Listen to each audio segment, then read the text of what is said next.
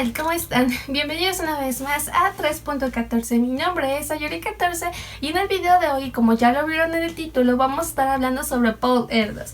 Y bueno, él nació un 26 de marzo de 1913 en Budapest dentro de una familia judía.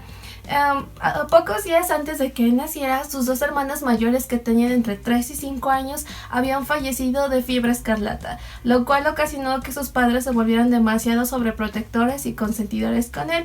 Pero bueno, poquito más de un año de que fue su nacimiento, estalló la Primera Guerra Mundial, lo cual fue un evento bastante significativo, ya que los del ejército ruso se llevaron a su padre a Siberia y lo tuvieron ahí durante 6 años. Pero mientras todo esto pasaba, su mamá se quedó a cargo de él, y ya que sus dos padres de Paul Erdos eran matemáticos, pues siempre tuvo acceso a este tipo de educación desde muy temprana edad. Como mencioné, su mamá era directora y profesora de un instituto de matemáticas. Entonces, pues Paul a los 3 años ya sabía sumar. A los 4 años, una de sus actividades favoritas era acercarse con las personas y preguntarles su fecha de nacimiento y hacer cálculos mentales para decirles el número de segundos que tenía esa persona con vida.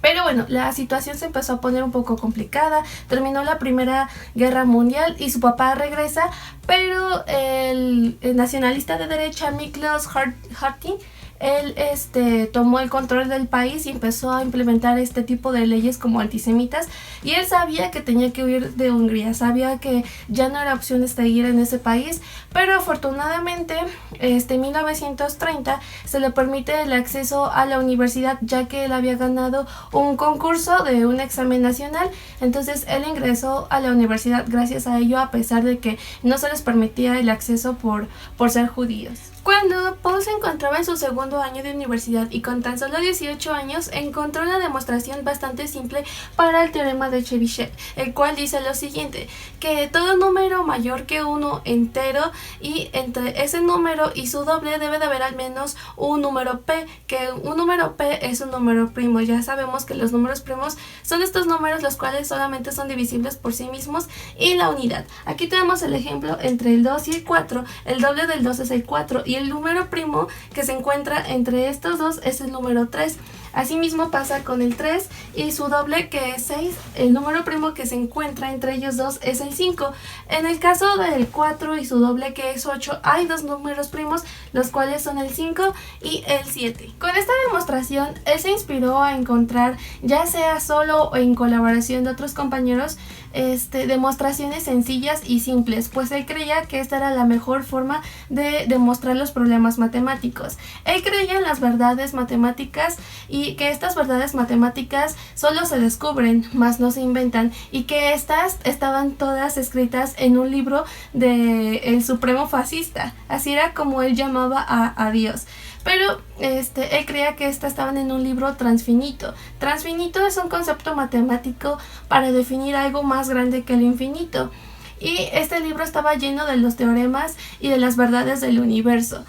Y pues bueno, él realmente creía que el Supremo Fascista algunas veces dejaba ver este tipo de cosas a los matemáticos, y cuando encontraba alguna demostración que le asombraba, él alababa el trabajo diciendo que esa demostración venía del libro del Supremo Fascista.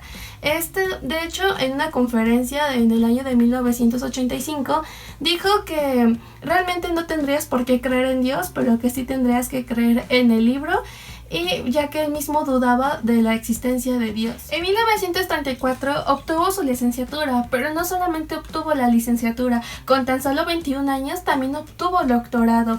Y bueno, pues el régimen antisemita realmente estaba cobrando más fuerza en el país que era Hungría, y él sabía que tenía que huir, que tenía que irse a otro lado, así que escogió Manchester, Inglaterra. Es aquí donde les voy a contar una anécdota un poco curiosa, quizás hasta graciosa, ya que, como habíamos mencionado, sus padres lo querían y lo consentían tanto que no tenía que preocuparse por las cosas comunes de la vida. Hay un texto que había leído donde decía que estaba por primera vez en este lugar y que le sirvieron un pan y que tenía que él mismo poner la mantequilla, y que él realmente no sabía cómo hacerlo. Con 21 años no sabía cómo untar la mantequilla en un pan. Dice que al final lo intentó y que no fue tan difícil, Entonces pues es bastante curioso, ¿no? Y pues bueno, en Manchester también realizó bastantes trabajos postdoctorales y es aquí donde se convierte en la figura que todo el mundo conoce, que es como un matemático nómada, ya que él andaba con su maleta semi vacía, ya que tampoco sabía empacar y andaba en cualquier lugar donde él sintiera que podía encontrar conocimiento o compartir sus ideas. Con este estilo de vida, Erdős realmente nunca tuvo un trabajo fijo, ni un lugar fijo, ni una casa. De hecho, se menciona por ahí que nunca durmió en el mismo lugar durante más de 7 días seguidos. Por esta razón es que nunca se casó ni tuvo hijos, pero lo que sí tenía era un vocabulario bastante particular, ya que él llamaba a los niños epsilons, a las mujeres jefes, a los hombres esclavos, al alcohol veneno, a la música ruido. Y cuando alguien moría, decía que esa persona se había ido, y cuando alguien nacía decía que esa persona llegaba. Para él la muerte era dejar de trabajar en matemáticas. Entonces, como vemos, tenía como un vocabulario bastante chistoso, y de hecho vamos a regresar a esa parte. Conforme va creciendo le va añadiendo ciertas abreviaturas a su nombre, pero ahorita lo vamos a ver. Regresando a la parte de sus viajes, él siempre estaba en busca de nuevas aventuras matemáticas, de encontrar personas con las cuales resolver todos estos problemas y tratar de revelar nuevas páginas del libro del supremo fascista. Esa era parte de su misión, el conjeturar, el encontrar respuestas. Entonces lo que hacía es que de repente llegaba a la casa de algún matemático y le decía: mi mente está abierta. Con esto los matemáticos ya sabían que se venían días de arduo trabajo matemático, de demostraciones y cosas así por el estilo.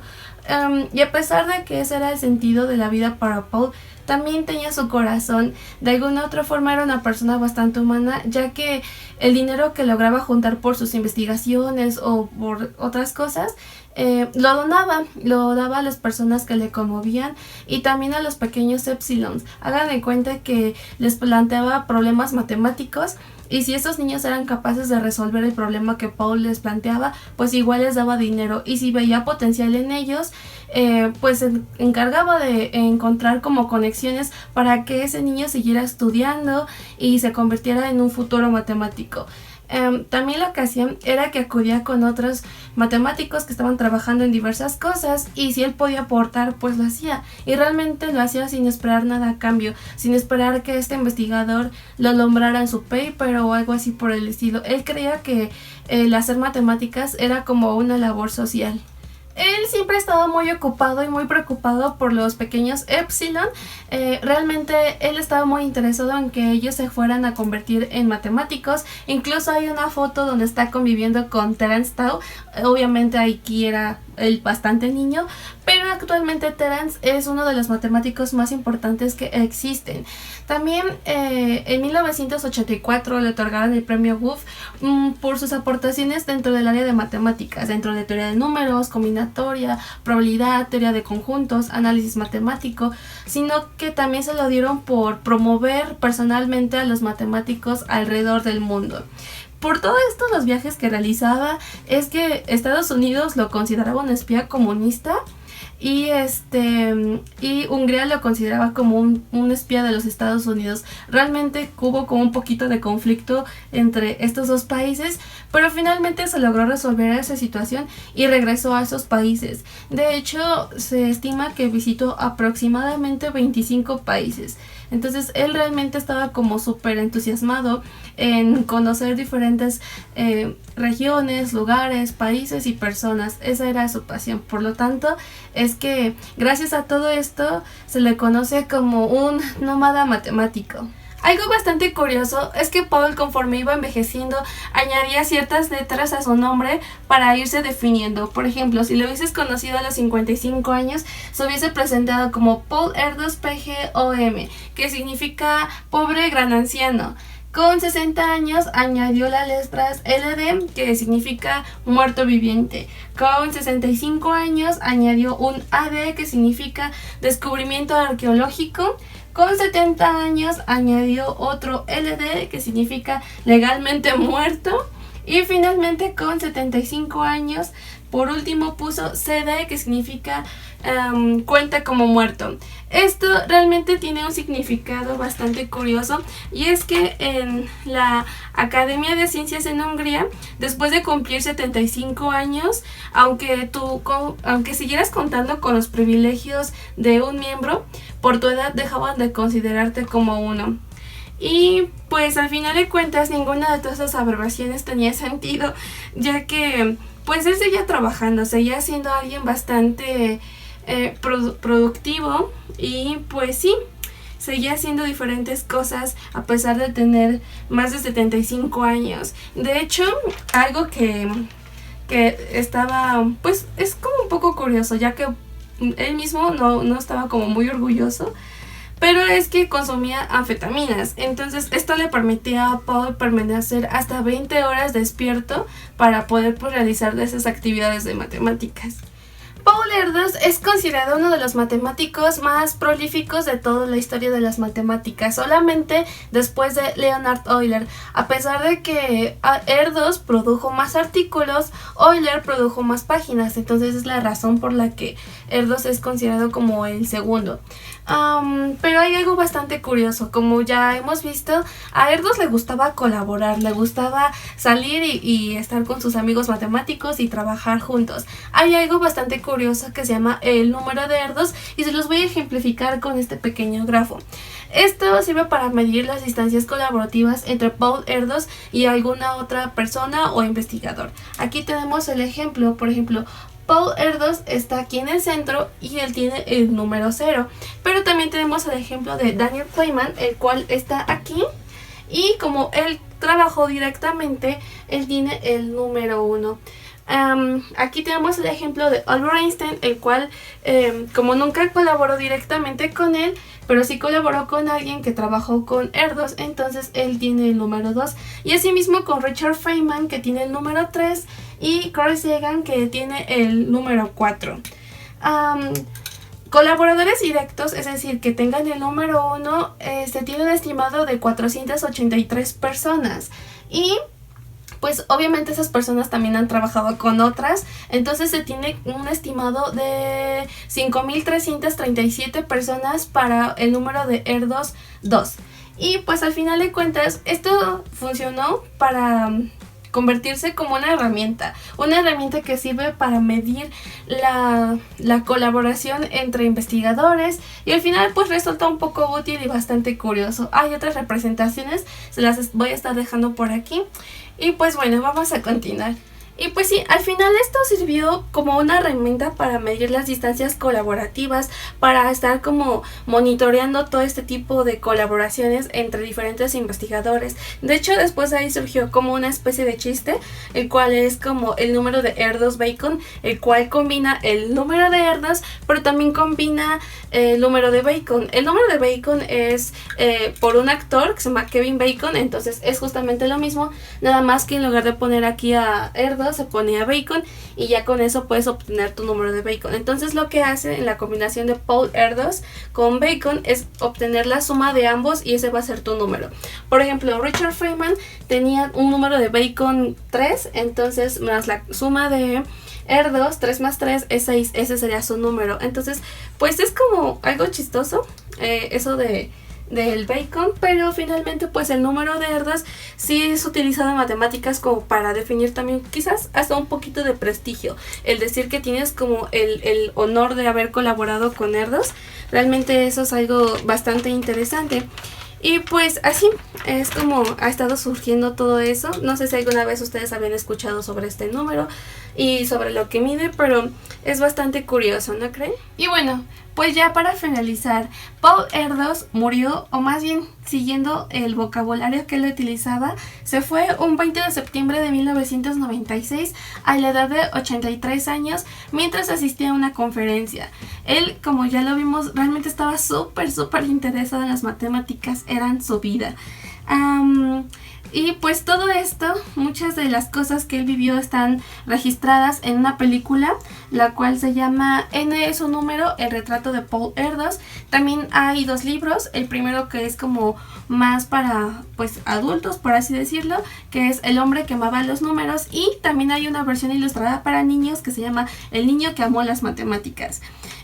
Paul Erdos era alguien bastante particular. De hecho, había roto como la regla que una vez Hardy, este matemático del que hemos hablado en videos anteriores muy poquito, decía que no conocía a ningún hombre mayor de 50 años que hubiese aportado algo relevante al campo de las matemáticas. Pues sí, Paul Erdos fue la excepción a este pensamiento de Hardy, ya que aún siendo bastante mayor, él seguía aportando. De hecho, la media que tenía era un aproximado como de 2 artículos por mes, y por esas razones que generó más de 1500 artículos. Dentro de sus primeros 8 años como matemático, ya tenía más de 64 trabajos.